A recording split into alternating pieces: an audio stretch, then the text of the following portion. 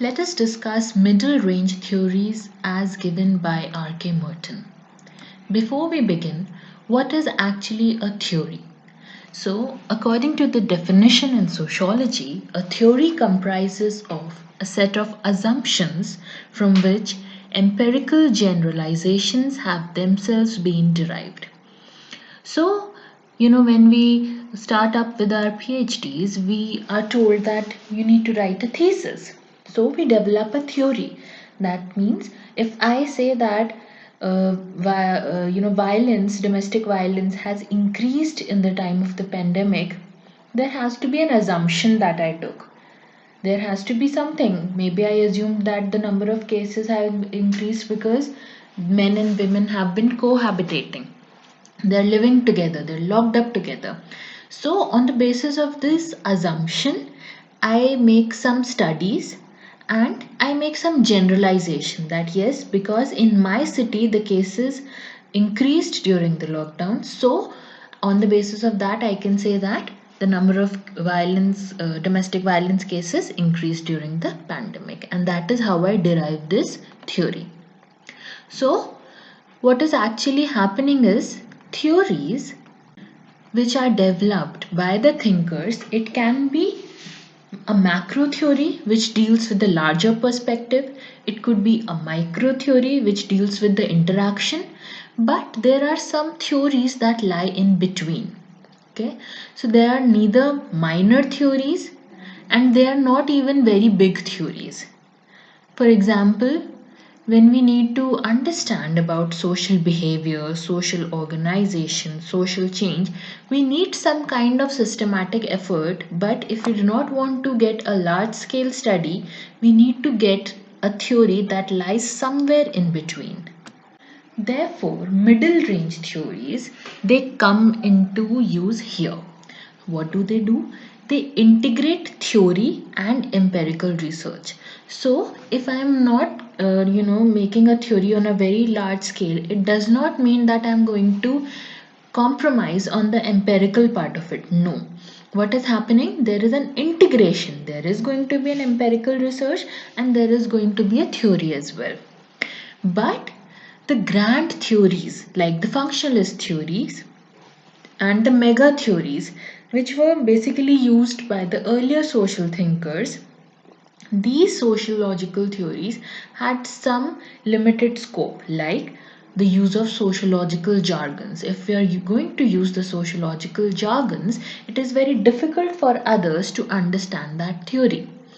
Intellectual speculation or only logical things that are put in those theories. If the theory is going to be on such a level, then the theories are not going to be understood by others and it won't be able to be carried forward. Therefore, he said that sociological theories should arrange empirical facts. That means empirical research should be there, but the facts should be arranged in a systematic manner. And therefore, he rejected all the grand and mega theories. Now, what happens? When you need to understand the social reality in a society, for example, if you want to understand about the rising number of deviance cases, about corruption, about ethnic conflicts in a society, you need to understand the social reality. Therefore, the mega theories cannot be used here. So what do? We find a middle path. So we use middle range theories, which helps in probing into the actual problems and the issues that are related to the empirical situations that can be understood in a better way. Now, Merton rejected the use of natural sciences in the study of sociology. Why? Because natural sciences are based on cumulative research, a research on the basis of one research. So, on the basis of A, I derive B, on the basis of B, I derive C.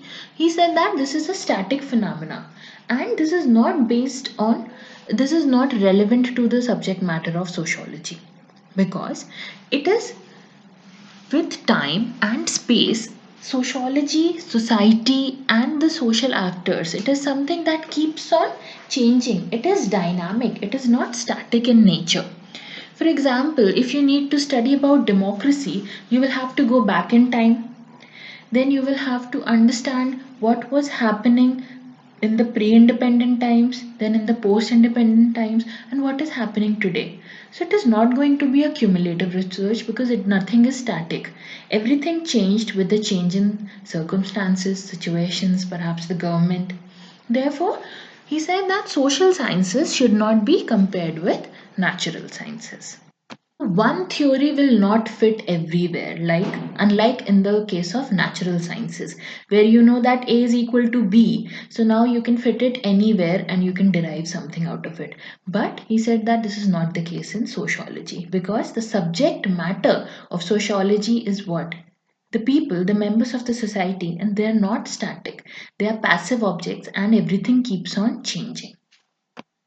So, again, coming back to sociological theories, in order to develop sociological theories, if we use middle range theories, it will help to guide empirical inquiry, to generate theories of social system. It involves abstraction, that means there is a scope of abstraction. It is not like science where everything is constant. No. It deals with delimited aspects of social phenomena. Example, the theory of reference group, the theory of relative deprivation, the theory of role conflict. You see, these theories, they are they are actually on the lines of psychological theories, where reference group is where someone wants to become a part of a certain group because he relates himself to that group. So this is how you study the social system. And there is abstraction. You can perhaps guess why would someone want to become a part of the other group and why not stay in the same group. And the delimited aspects of social phenomena can be discovered because society keeps on changing. The actors, individuals, they also keep on changing. Therefore, the aspects are not limited. They are going to be very diverse and they are going to be changing across time and space. Therefore, such theories are required. Theories which are too remote for particular classes and those too detailed with orderly descriptions of particulars are not generalized. So, these theories they lie somewhere in between. You cannot make a generalized statement out of it because they are not very descriptive, but they are not also very remote that they only cover particular classes. They have some details, they have descriptions of particulars, but they still lie somewhere in between. So, what is actually happening? What are these middle range theories providing us with? What they are doing is they are giving importance to facts, and these facts are speaking for themselves. So, in a nutshell, we can say that these theories are small theories. They are understandable because there is no use of intellectual words or sociological jargons or something that is beyond the understanding of others. They have the capacity to explain various types of situations without ambiguity or controversies. Okay, so this is what is middle range theories are all about. Let us discuss some questions now. Who said sociology must have to go for the middle range theories rather than striving for scientific status, extending natural science theories into the field of sociological research? So, Merton is of this view that social sciences should not be compared with or follow the lines of natural sciences, and sociology as a result should go for middle range theories. Second question, for Merton, there are two statements given, and we have to choose the correct one. Statement 1, sociology is encountering with the problem of identification of the issues for conducting research that needs to be resolved. Yes, sociology does that. It identifies the problems and it conducts research so that the problem, that issue that is there, the situation is resolved. Statement 2, hence, sociology must have to reject mega theoretical constructs, replacing them by middle range theories. This is also correct. Merton said that there is no space for mega theoretical constructs in the times today and it should be replaced by middle range theories. So the answer will be option 3. Both the statements are true according to Merton's view. I hope you got this lecture. Thank you for watching.